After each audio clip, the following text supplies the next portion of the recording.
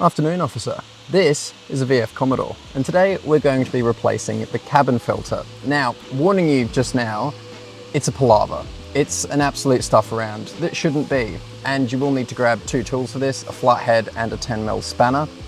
However, I'm also going to recommend an alcoholic beverage just to help the mind, body and soul just throughout. We ready? So for some reason that I can't quite understand, might just be me and my tiny mind, but the cabin filter is actually in the engine bay, and in order to get to it, we need to remove the trim that's around where the windscreen meets the bonnet, and that means that we're going to need to get the wipers out the way. So the easiest way to do this is going to be to sit in the car, turn the car on, and then quickly turn it off once the wipers are vertical. So something like this. Off. It's only because it's got this stupid button. Like, what was wrong with the key before? Okay, so with that, Mission Impossible is over. Pop the bonnet up.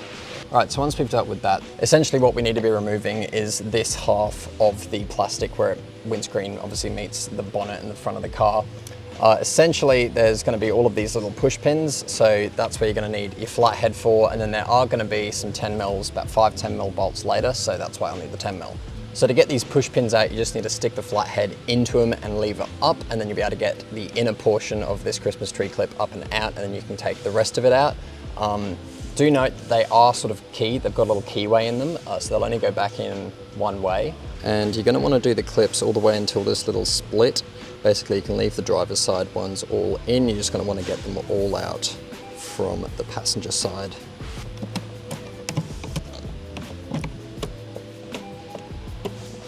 Next is going to be this seal along the edge here, so it runs all the way down and pretty much meets a bit of foam at the end here. In order to get this out, you do not want to rip up, pretty much you want to grab the end of it, sort of where it meets the foam just at the edge, and you're going to want to push it to the side, so to the passenger side of the car. You want to pull it outwards, and then you'll just keep working down. You see there's all these little clips, so they'll all have to be pulled out. I just got that in one go. That was pretty good. So once you've gotten your rubber seal out the way, basically you're going to want to take this actual plastic portion out. Now, the best way to do this is just going to be lifted up from the front, and then you will meet a bit of resistance at the back. Essentially, there's one long, well, it's actually broken into 3 sections, but a long clip that goes along the back on the windscreen side, and there's another U-clip right by the other wiper arm.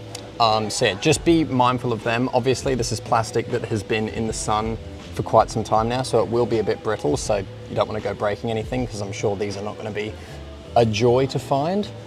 But yeah, as I said, pretty much just apply a bit of pressure. It's really not fun. There we go. And then this can all come out.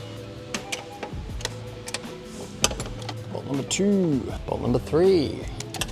May also be a good time to mention that there's probably going to be a decent amount of foliage sort of just everywhere throughout here, so good idea to get a hoover and to vacuum all that out. I did that before because this was actually chock full of stuff, so if you don't want to rust out your front end, yeah, do that.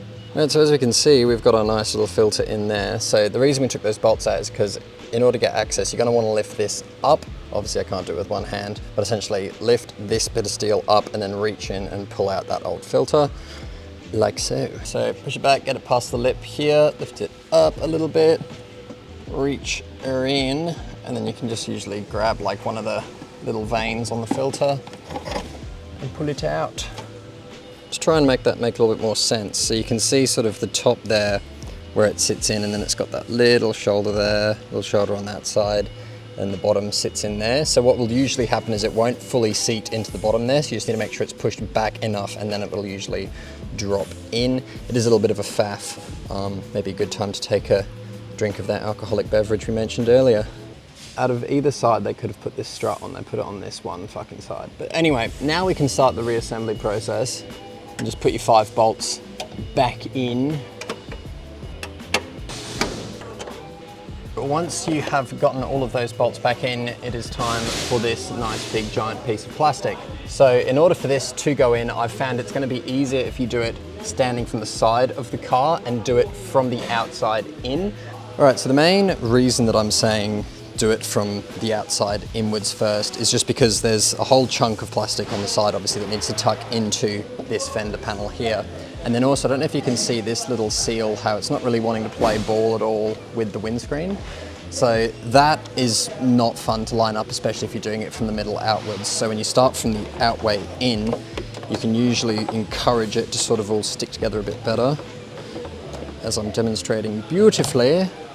Not. So pretty much you're going to want to feel for the lip that's on this piece of plastic, and you're just going to line that up with this edge here. And essentially when you push it, you'll be able to feel it actually click into place. And then essentially we just need to go all the way inwards. Beautiful, and that is in. And then, of course, we can do the fun little game with this beautiful piece of seal rubber. Piece of rubber? That's what I meant to say. Remember how before we had to do that little pulley-outy thing? To put them on, it's the same deal. So pretty much just line it up, pull it over, and it'll slot nicely back in.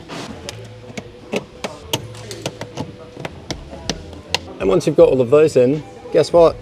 It's job done.